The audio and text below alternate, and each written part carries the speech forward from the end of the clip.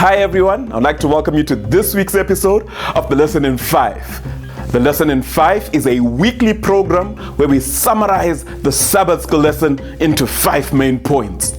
If you're new around here, subscribe to our channel so you don't miss any of our future videos.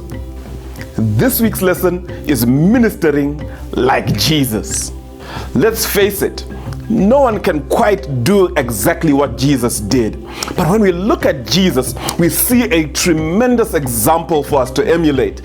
Jesus cared for people in his ministry, and we ought to do the same. This week, we're going to be looking at how Jesus ministered and what lessons we can learn from that. Jesus' attitude toward people. One thing that's quite telling is the rebuke that was given to Jesus. They would say, the Pharisees would often complain that Jesus receives sinners and eats with them. This is because Jesus was accepting of all people.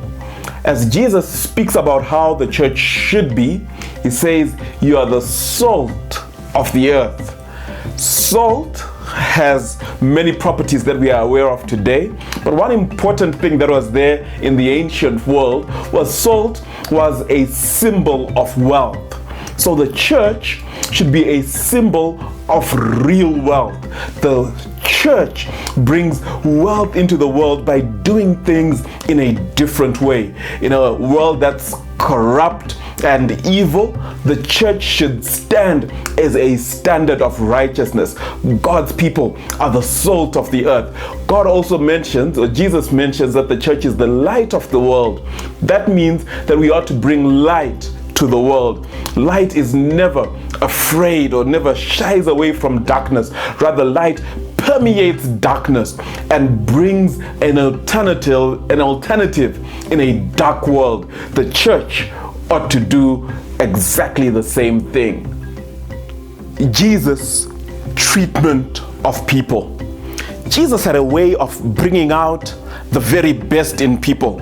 Think of the interaction that Jesus had with that Roman centurion, a revolutionary who was oppressing the armies of Israel. Jesus speaks to him in a touching and pointed way. He says, "I have not seen such great faith even in Israel." And Jesus had a way of bringing out the very best in people. As Jesus did this, he was able to introduce different people to the love of God. We ought to look for ways to bring out the best in the people we interact with, for ways to introduce them to the love of God.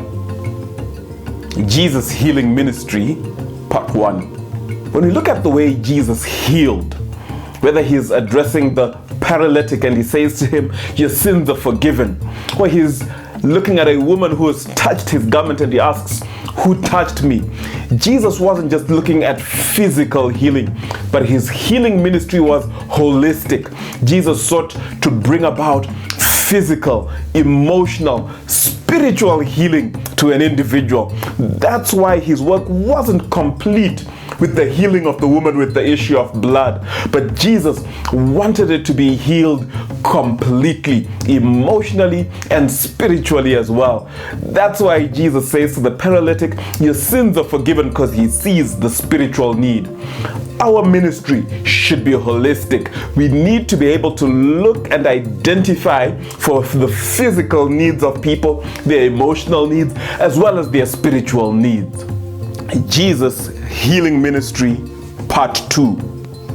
When we look at how Jesus interacted with people, he wasn't just looking to heal, to alleviate pain and suffering. Although that was very important to him, healing ultimately had a redemptive purpose. Whenever Jesus healed, he was introducing people to the love of God. When we interact with people, as we alleviate their suffering, we should go beyond that and show a concern for their connection with God. We need to look for opportunities to introduce people to the love of God. What matters to Jesus? Matthew 25 paints a scene of the great judgment morning. And on that day, the Bible tells us that there'll be sheep on one hand, goats on the other hand. The good people and the bad people. And what makes the difference is Jesus says, I was in prison and you visited me. I was hungry and you gave me food. I was thirsty and you gave me drink. Jesus is speaking about how we address him in the person of the suffering. How we treat the most vulnerable matters to Jesus. The lesson also speaks about how we ought to address the spiritual hunger and thirst that people are going through. But I would also like to focus on the fact that we need to address those who are needy, those who are on the margins of society. We need to be able to speak to their need and see Jesus in the person of the suffering. Well, I hope you've enjoyed this week's episode of the Lesson in 5. If you've enjoyed, like, share, and subscribe. If you're enjoying our videos, also put in a comment below. Those comments really help to keep me going. They also help YouTube to know that this is a good video. So thank you very much. Until next week, God bless you all.